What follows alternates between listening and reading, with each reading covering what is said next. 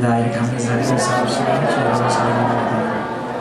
날씨가 많이 추워졌어요. 와보니까요. 꽁꽁 얼어붙을 정도로. 근데 여러분의 뜨거운 사랑으로, 또 뜨거운 기도로, 후원으로 배낭당기 소개팅 여러분이 건강하게 잘 다녀왔습니다.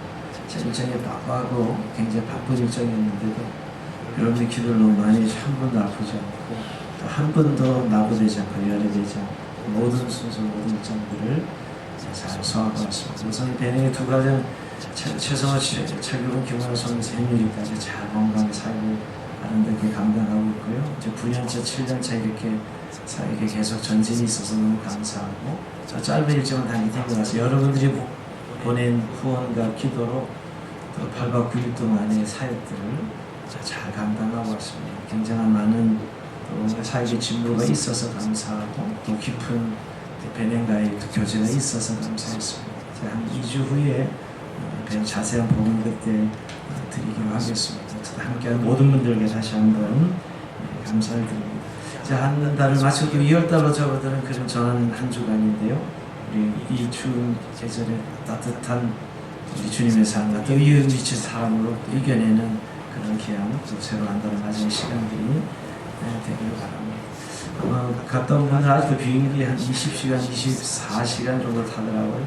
우크라이나 전쟁 때 평소부터 한 2시간, 3시간씩 운항 길이가 길어져서 더 힘든 좀 비행기 타는 시간을 가졌어요. 아마 이제 오늘 지금 좀 회복되겠지요. 경험해 주시고 또 일상에 다시 또 적응할 수 있도록 함께 해주시면 감사하겠습니다. 자, 오늘 우리에게 주신 하나님 말씀 출애굽 강의 시연 두 번째입니다. 강의 설교를 지난주에 다시 강의했기 때문에 오늘도 시연 두 번째 정의와 사랑의 법 이런 제목으로 이 말씀을 나눕니다. 우리가 지난주에 21장부터 이스라엘 백성들의 언약서에 대해서 공부하고 있습니다. 20장에 10계명이 나왔고 그 10계명을 구체적으로 적용하는 하나의 법으로 하나님께서 언약서 내용을 주셨죠. 그래서 지난주에 종에 대한 규례, 노예에 대한 규례에 대해 살펴봤고요. 오늘 본문은 폭행으로 인해 상처를 입히거나 상해를 입히거나 죽음에 이르게 하는 여러 가지 사례를 제시하고 그 처벌법을 규정하는 그런 내용들입니다.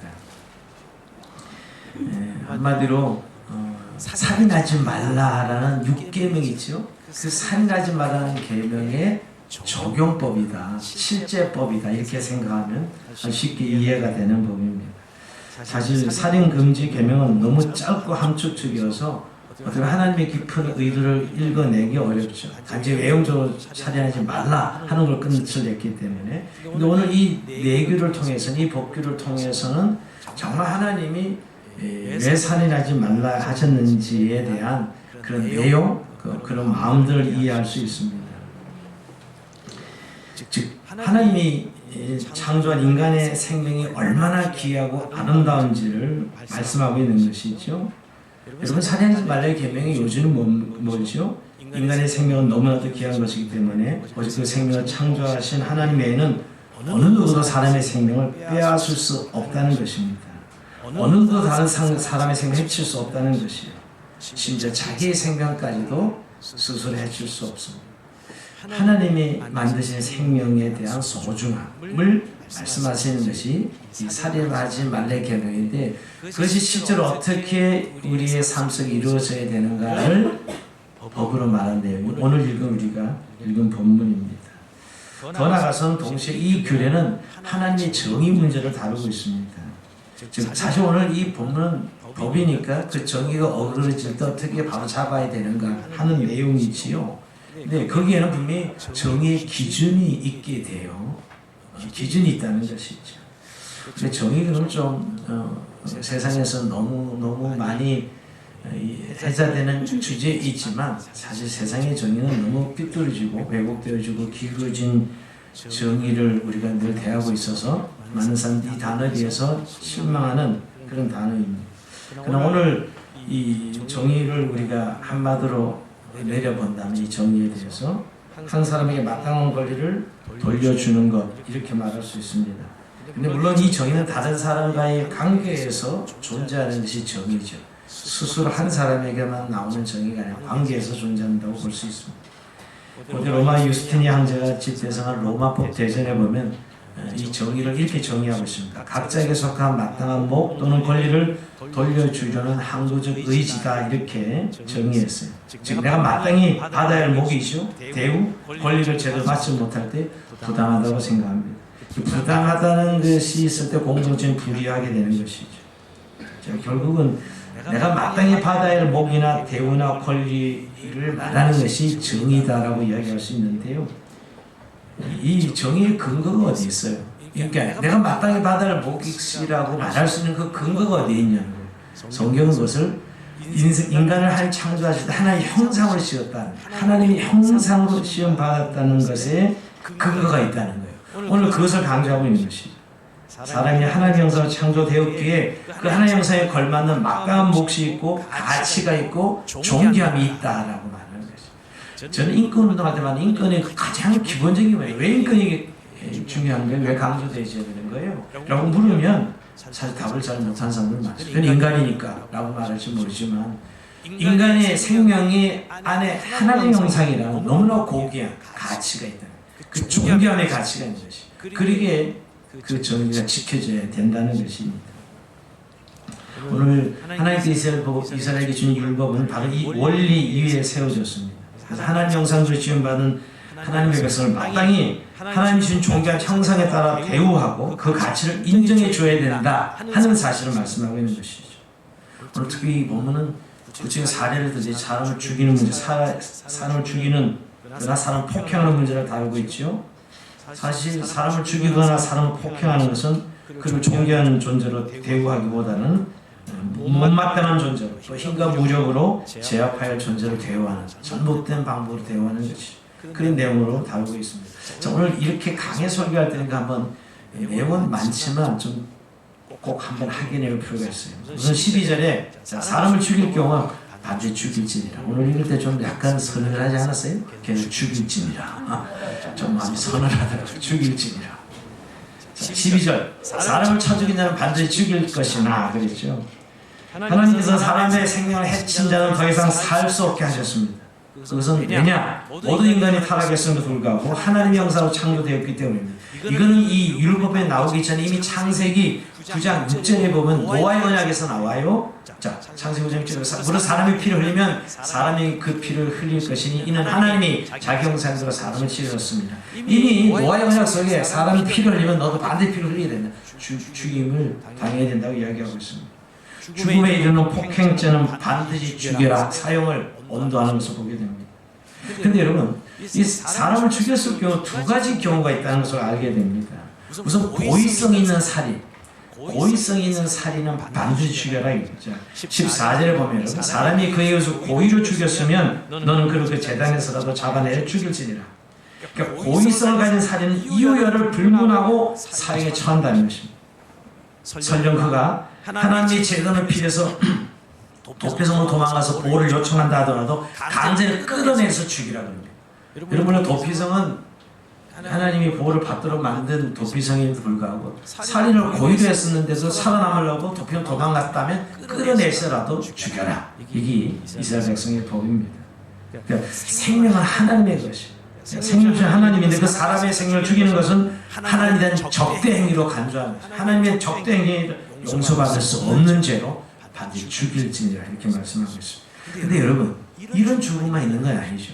사고로 고의성이 없는데 죽는 경우가 있죠. 자 13절입니다. 만일 사람이 고의적으로 한 것이 아니라 나 하나님이 사람을 그의 손에 넘긴 것이면 내가 그를 위하여 한 곳을 정하리니 그 사람이 그리로 도망할 것이며 우리가 흔히 과실치사라 그러죠. 죽일 의도가 없었는데 사람이 죽는 것. 이 사고가 그렇지 않아요? 자동차 사고, 모든 사고들이 비행기 사고, 모든 사고들이 이런 사고입니다. 그럴 경우에는 도피성으로 와서 보호를 받도록 하라는 거예요. 과실치사일 경우에는 즉 사형 집행이나 보복을 피해서 보호받을 수 있는 것이죠. 근데 여러분 오늘 이 13절의 표현이 약간 좀 생각하게 하는 것이죠. 이 사고사를 결국 우리가 가실치는 사고사인데 나 하나님이 사람을 그의 손에 넘긴 것이면 이렇게 표현하고 있어요. 그래서 사고로 죽는 죽음을 당할 때는 굉장히 좀 여러 생각이 많죠, 그렇죠? 그렇잖아요. 그 사고로 사람이 죽는 경우.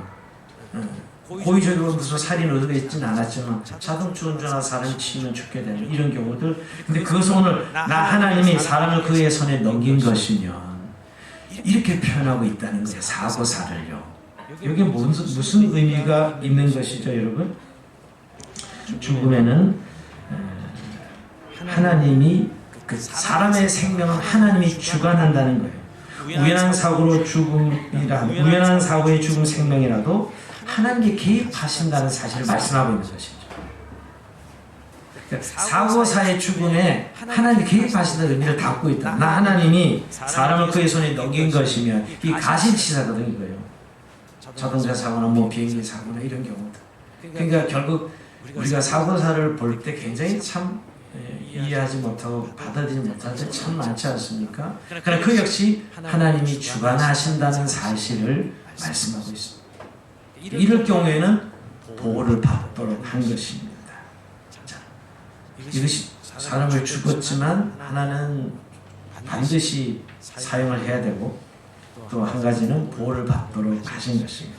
자, 그 다음에 사람의 생을 해치는 여러 가지 경우들을 말씀하고 있습니다. 자, 첫 번째 부모를 치는 행위입니다. 15절 자기 아버지나 어머니를 치는 자는 반드시 죽일지니라. 부모를 폭행한 자는 반드시 죽이라고 말씀합니다. 여러분 이게 좀 엄해요.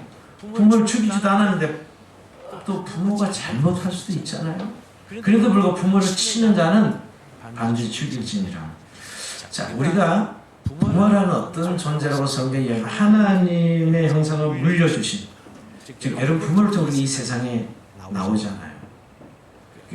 우리의 생명에 부모를 통해 이 세상에 나오기에 하나님의 권위를 부모에게 위임하신 것이죠.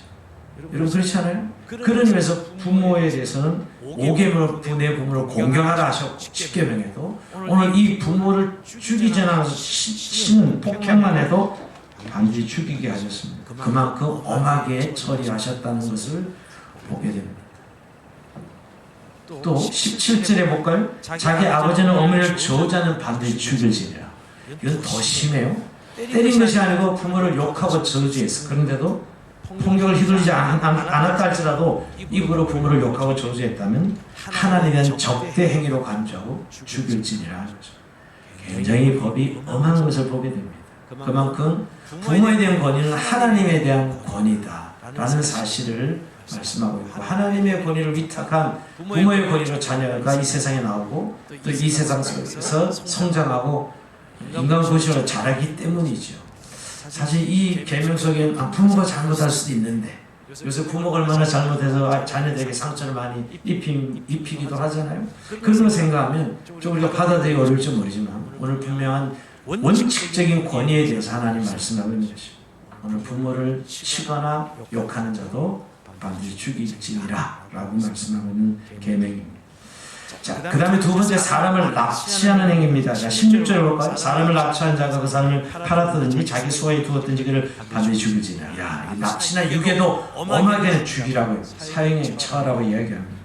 타인을 납치 팔거나 노예처럼 부리는 것 역시 사형에 처해야 될 중대 범죄입니다. 이런 범죄는 인간의 존엄과 기본 권리를 해하는 것으로 사형에 처하는 것이죠.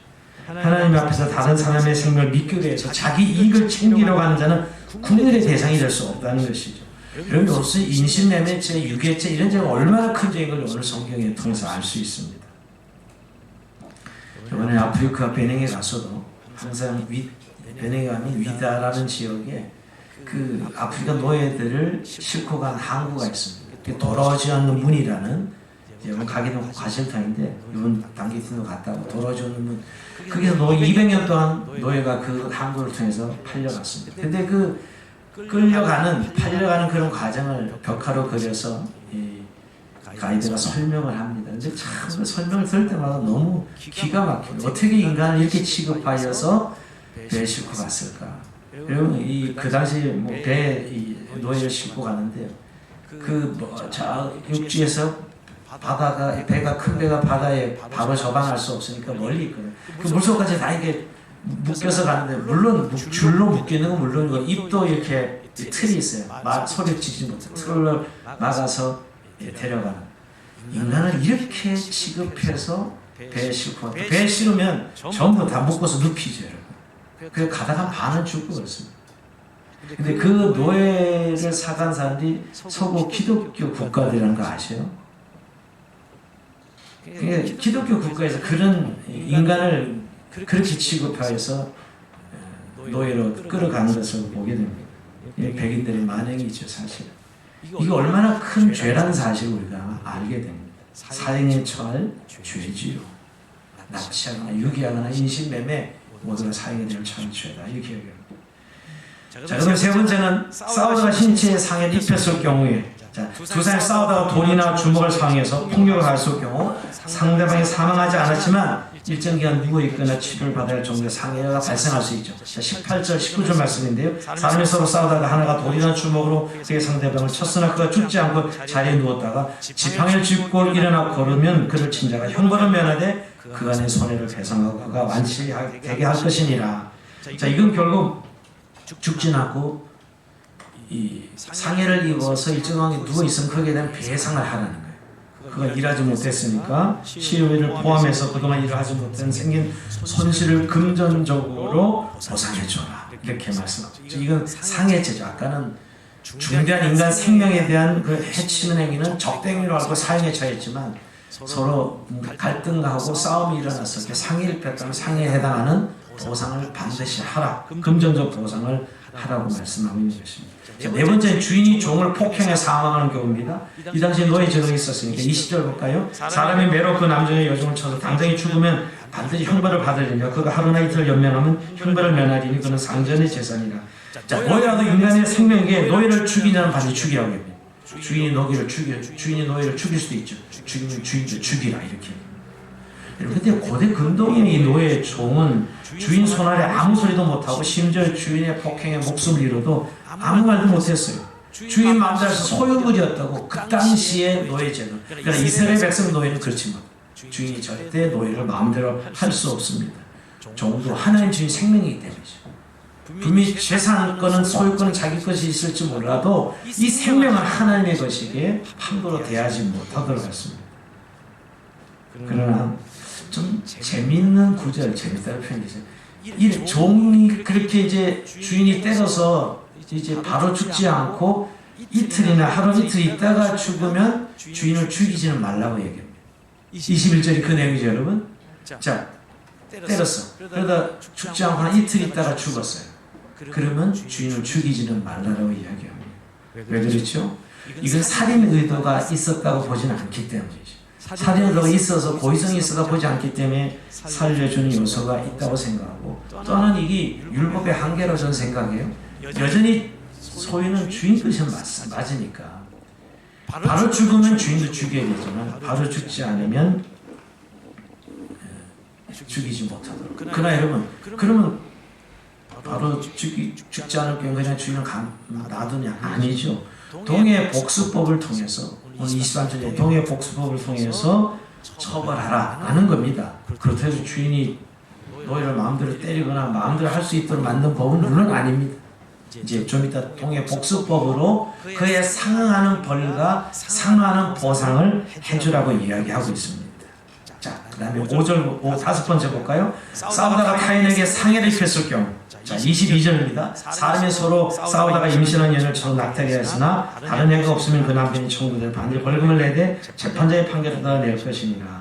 자, 폭력을 행사해서 여자가 낙태가 되면 그 여인의 남편이 청구한 벌금을 지불하게 합니다. 물론 재판장의 판결을 따라 이 가해자 피해자 합의를 도출해서 피해를 보상하라고 합니다. 자, 여기서 이 태아의 생명도 하나님의 것이에요. 태아의 생명. 그래서 거기에 대해서 반드시 배상할 것을 이야기하고 있지요. 근데 여러분, 이 구체적인 보상이 이루어지는, 즉 쌍방 간의 어떤 폭행이나 또 피해를 끼쳤을 경우엔 동해복수법이라는 이 법으로 보상하도록 말씀하고 있습니다. 자, 23절부터 25절까지 우리가 그 유명한 동해복수법인데요. 이것처럼 우리가 오해하고 있는 법이 없습니다, 사실은. 자, 23절 올려줘보세요. 그러나 다른 해가 있으면 갑대, 생명은 생명으로, 눈은 눈으로, 이는 이로, 손은 손으로, 발은 발로, 된 것은 된 것으로, 상하게 한 것은 상함으로, 때린 것은 때림으로 갚을지니라. 이걸 동해복수법이라 그러는데 여러분, 자비롭고 은혜로우신 하나님이 이거 너무나 잔인하세요. 너 눈을 다치게 한 사람 그 눈을 확 빼버려. 이거 아니에요, 여러분. 이를 다치게 그 이를 확 빼버려. 이런 법이에요? 아닙니다. 이렇게 해석을 잘못하고 있는 거예요. 우선 이 법은 여러분, 일반 동해복습은 일반적으로 상대방과 쌍방의 어떤 손해나 가시를 폈을 경우 거기에 상응하는 재판장이 판결할 수 있는 기준을 정해준 거예요. 기준을. 여러분, 결국 눈을 상하게 되면 눈을 빼라는 얘기 아니에요. 이를 상하게 이를 빼라는 게 아니라 재판의 기준, 그런 일이 있을 경우 재판의 기준을 말해주는 거예요. 오늘 22절 끝에 재판장의 판결에 따라 동해복수법, 즉 재판장이 아무렇게나 판결하면 안 되잖아요. 그러니까 재판장의 판결의 기준이 동해복수법이에요. 뭐죠? 잘못한 만큼 벌을 받게 하고 당한 만큼 보상하게 하고 동등의 책임을 지라는 의미에서 눈은 눈으로 이는 이로 그에 상응하는 보상과 피해 손실이 이루어지도록 하라는 이지지, 눈 다치면 눈 빼고 이 다치 이를 빼라는 잔인한 복수법을 말하는 것이 아닙니다. 여러분, 만약에 어떤 사람이 눈을 다치게 했으면 그 눈 다친 것이라요 얼마나 어려움을 당하겠어요. 그 말에 상하는 공정한 보상을 해주라는 거죠. 이를 다치게 했으면 이로 인해서 먹지 못하고 어려움 많이 당했는데 거기에 따른 고통이 있잖아요. 거기에 따른 공정한 보상이 있어야 된다는 것입니다. 근데 그것이 재판장이 거기에 맞게 판결하라는 것이지 개인에게 복수를 허용한 게 아니에요. 이 법이. 동의 복수, 개인에게 복수하는 법이 아니고 재판장이 그 기준을 가지고 그에 상응하는 잘못한 만큼 벌을 주고 그 피해 당한 만큼 보상하게 하고 하느님의 그 기준을 제시한 것이 동의 복수법이다라고 말씀할 수 있습니다. 상한선을 정해놓은 것이요. 옛날에 개인이 가동 복수를 할 수 있잖아요. 눈을 다쳐서 죽일 수도 있고 반드시 재판장이 판결할 수 있도록 하는데 그에 상응하는 판결을 할 수 있도록 해준 것입니다. 요 애가 여러분 계속해서 모든 법에 적용되는 법이에요. 자, 26절, 27절에 적용한 내용이 나옵니다. 이렇게 적용하잖아요. 자, 사람이 그 남종의 한 눈이나 여종의 한 눈을 쳐서 상하게 하면 그 눈에 대한 보상으로 그를 놓아줄 것이며, 만약 동의 복수법을 말하고 우리가 잘못 이해한 대로 눈을 뽑아버려야지. 그렇게 말씀하고 있지 않다고요. 그에 상하는 그를 놓아줘. 노예에서 자유케 하는 거예요. 눈을 다치게 해서 결정적인 피해를 줬잖아요. 그 주인은 노예를 자유로 놓아주라. 그런 상한 보상을 해준 것이에요. 그 남종이나 여종이를 쳐서 빠뜨리면 그 이에 대한 보상을 놓아주죠. 이를 부러뜨려도 종을 자유케 하라. 그게 상하는 보상을 해주는. 그러니까 판결의 기준 제한선을 정해준 것이지 개인적으로 복수하라 하는 의미의 동의 복수법이 아닙니다. 어떻게 보면 내가 당한 만큼 너에게 돌려주는 복수법이 아니라는, 그게 상응하는 보상과 상한 벌을 내리도록 재판의 기준을 제시한 법이 동의 복수법이고, 이건 모든 이스라엘 백성에 다 적용되는 모든 내용에 여기만 해당되는 게 아니라요. 그러니까 금전상의 보상, 노동상의 보상을 의미하는 것이 바로 동의 복수법이다. 이렇게 이해할 수 있습니다. 자, 오늘 내용이 이 정도 내용 우리가 다 살펴봤습니다. 긴 내용이지만 여러분. 근데 오늘 우리가 이 법규가 우리에게 실제로 유효합니까? 아니죠. 이 법은 다 지금 국가가 행하고 있어요. 형법이란 것으로 국가가 시행하고 있다고요. 우리 개인이 무슨 이 법을 지금 실행하거나 하지 않잖아요. 그래서 난 오늘 이 말씀을 읽고 나서 난 다른 사람 해치지도 않고 내가 다른 걸 죽이지도 않고 나랑 이 법이 무슨 상관이 있어, 이 내용이 무슨 나와 상관이 있어 라고 이야기할지 모르나, 도대체 오늘 우리에게 이 말씀을 왜 주신 것입니까? 이 성경을 통해서. 이스라엘 옛날 법인데 말입니다. 오늘 우리에게 이 내규 법을 통해서 다시 한번 하나님은 생명을 소중히 여기는, 한 명을 소중히 여기는 그런 뜨거운 마음을 가지도록 우리에게 말씀하고 있는 것입니다. 요즘 우리가 살아가는 세상 생명 경제 풍조가 일반화되었어요. 여러분, 요새 낙태를 죄로 여기지도 않고요. 태아도 생명인데도 불구하고 낙태에 대해서 너무 법으로 아예 이제는 죄로 여기지도 아니하는 그런 상황을 만들고 있죠. 그리고 조력 전원사법 이런 것도 사람을 자살을 방조하는 자칫 못하면 자살을 방조하는 조론사법도 지금 의논되고 있고요. 사람이 스스로 죽음을 선택할 수 있는 이런 내용까지도 이렇게 지금 법으로 이야기되는 이런 현실을 보면서 생명 경시 분주가 만연한 우리 이 세상을 살아가는 그리스도인들이 정말 생명이 하나님의 것이고 하나님을 받은 이 생명을 얼마나 소중한 것을 강조해야 되는 것입니다. 우리가 이 세상에 일어나는 여러 가지 범죄들을 봅니다. 인신매매, 유괴, 정말 이런 것들에 대해서 교회는, 성도들은 이런 하나님의 마음, 한 영혼에 대한 가치를 얼마나 소중히 여기는지를 우리가 스스로 자각하고 깨닫고 그것을 실천하는, 그것을 세상 속에서 실천하는 그런 삶을 살아야 될 것입니다. 한 영혼에 대한 중요성이죠. 생명의 소중함을 우리가 알고 그 생명의 소중함을 세상 속에서 우리가 보여야 되는 것입니다. 여러분, 생명이 왜 소중하고 그렇게 인권이 중요한 겁니까? 그 안에는 영혼이 담겨져 있기 때문에요. 우리 육체는 물론 그 안에 영혼이 담겨져 있어요.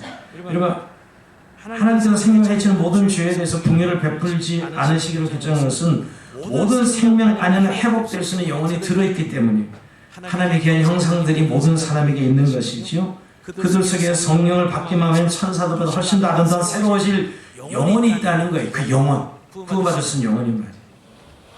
그런데 요즘 그 영혼의 가치를 세상은 인정하잖아요. 얼마나 여러분 돈의 힘으로 권력의 힘으로 생명을 그냥 막 파괴하는 이런 현실도 우리가 접하고 있지 않습니까? 그런데 저는 가장 해로운 것은 사람의 영혼을 한 무더기로 보는 그런 시각입니다. 한 사람을 보지 못하고 무더기로 보는 거예요. 여러분, 가장 가치는 한 영혼이지 무더기 영혼은 없어요. 근데 우리는 다수단의 힘을 가지려면 항상 무더기로 생명을 보려고 그래요. 근데 거긴 한 영혼은 없습니다. 그 무더기 가진 어떤 힘과 권력을 사람들은 좋아하고 숭상하는 것이 있지. 한 사람 한 사람 보지 못하고 몇 명이라는 덩어리로 보고서 이 덩어리가 커지는 것이 마치 영혼을 소중하게 생각하는 것이 착각하는 것입니다. 여러분, 덩어리가 커진다고 해도 영혼을 소중히 여기는 것이 아닙니다. 오히려 그것은 우리가 한 영혼의 가치를 보지 못하게 하죠. 예수님은 한 영혼을 천하보다 귀하게 보신다는 말씀하셨어요. 사실 왜 영혼을 한 영혼을 보지 못할까? 우리의 욕심 때문이라고 생각합니다. 욕심이 살아있는 한은 결국 다른 사람의 눈에 들어오지 않습니다.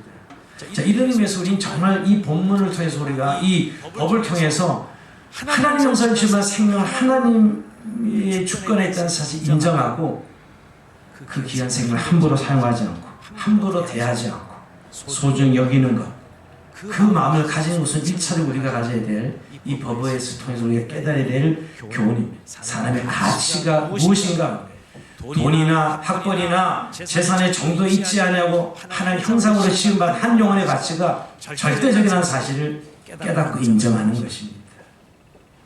그러나서 이제 우리가 또 하나 이 본문을 통해 깨닫는 것은 이게 정의잖아요. 오늘 이 정의라고 얘기할 때 하나님 형상을 반영한 사람에게 합당 권리와 대우가 무시되고 침해되었을 때 바로 잡는 일종의 교정권리 장전이 오늘 읽은 우리가 본문인데, 여기는 하나님의 정의의 기준이 있는 것이죠. 하나님의 정의가.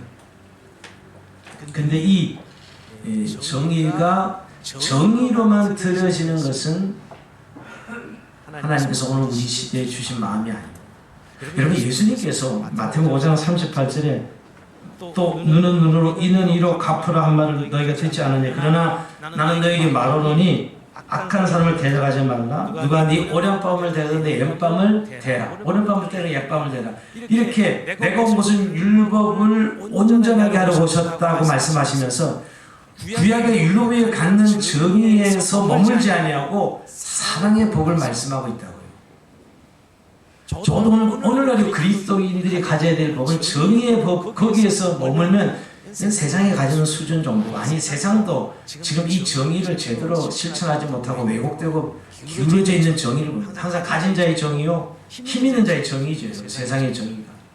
오늘 그리스도인의 정의는 오늘 율법에서 말하는 이 정의, 오늘 사람을 죽인 자는 반드시 죽이고 해친 자는 해 받은 만큼 그만큼 동의의 복수법을 통해서 그의 상응하는 벌을 받게 하고 보상을 하게 하는 이 법을 거기에서 머물지 말고 뭐예요? 이 율법을 온전히 사랑의 법으로 온전하게 하라는 거예요.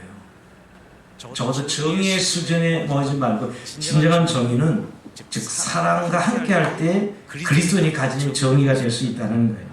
여러분 예수님이 십계명을 이렇게 요구했습니다. 하나님을 사랑하고 이웃을 사랑하라. 이것으로 요약하죠. 사실 이 언약서는 이 하나님 사랑 이웃 사랑을 실천하는 내규라고 볼 수가 있어요.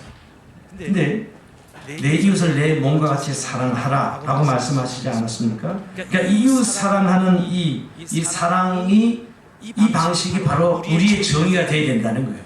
예수님 말씀하신 정의 말이에요. 여러분 이웃을 내 몸과 같이 사랑하라 그랬어요. 네 몸이 소중하다면 다른 사람의 몸도 소중하니 그 사랑하라고 말씀하고 있는 것이 내가 존귀한 하늘에서 가진 존재는 마땅히 대우받아야 할 권리와 몫을 가지고 있는 것처럼 이웃도 동일한 권리와 몫을 가지고 있는 존재로 대해야 된다는 거예요. 이게 하나님의 공의고 정의라는 거예요. 그러면서 오늘 성경에서 하나님의 정의와 하나님의 사랑은 동전의 양면입니다. 정의만 있으면 이건 진정한 정의가 될 수 없어요. 우리에게는 이 정의의 앞면이라는 뒤에 사랑이라는 동전의 양면처럼 가질 때 진정한 정의가 될 수 있다는 것이죠. 그러니까 정의와 사랑이 충돌되는 것이 아니라 이 정의는 사랑을 보강하고 충만하게 하는 개념이라는 거예요. 여기는 상대방 나와 같이 존귀한 하나님의 형상을 갖고 있고 나 자신에게 그런 것처럼 그렇게 다른 사람, 이웃도 그렇게 대우받아야 된다는 것이 이게 바로 사랑입니다. 그러게 내가 누구이건데 남의 권리를 함부로 박탈하고 남의 다른 사람을 이기적인 목적으로 사용해서는 안 된다는 것이죠. 부당하게 대우해서 안 된다는 것이죠. 자, 그러면서 예수님께서 이미 한금률을 통해서 우리가 가진 정의를 다시 한번 새롭게 해줬어요. 우리 그리스도인들이 가지는 정의 말입니다.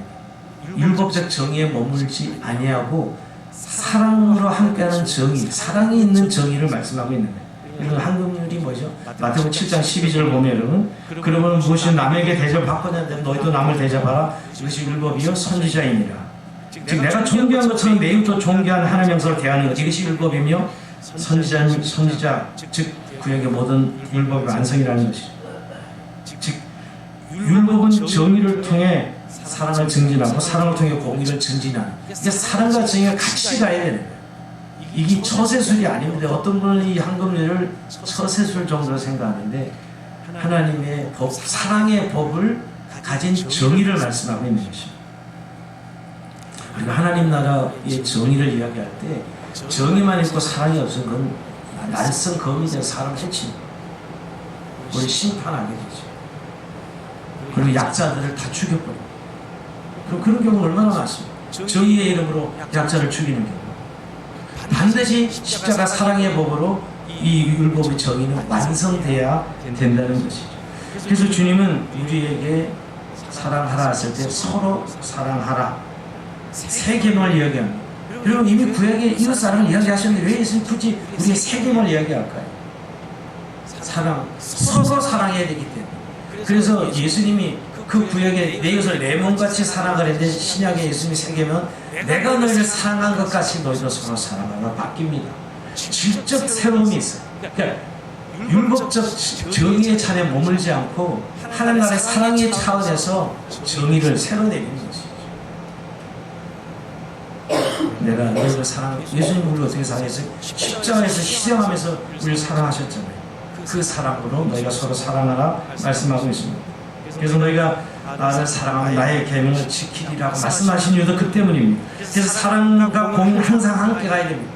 여러분 그리스도인들 중에는 그저 율법적 신앙의 기준을 가지고 살아가는 그리스도인들이 마치 내가 하나님의 정의를 가진 것처럼 굉장한 착각으로 살아갑니다. 자기처럼 하나님의 정의를 잘 시행한 사람이 없다고 착각하는 것이죠. 거기에는 하나님의 사랑이 없는 정의만입니다. 심판만 하고 칼을 들이대는 것이죠. 그래서 약자들이 살아남지 못하게 하고 만드는 것이죠. 미가 6장 8절 보면 이런 말씀이 있습니다. 사람이 주께서 선한 것이 무엇임을 내게 보이셨나니 여호와께서 내게 구하신 것은 오직 정의를 행하며 인자를 사랑하며 겸손하게 내 하나님 함께하는 것이 아니냐. 정의가 가야 돼. 그게 반드시 사랑도 함께 가야 돼. 이게 바로 하나님 나라의 샬롬입니다. 정의는 가고 사랑이 없는 이 법은 하나님의 나라의 법이 아닙니다.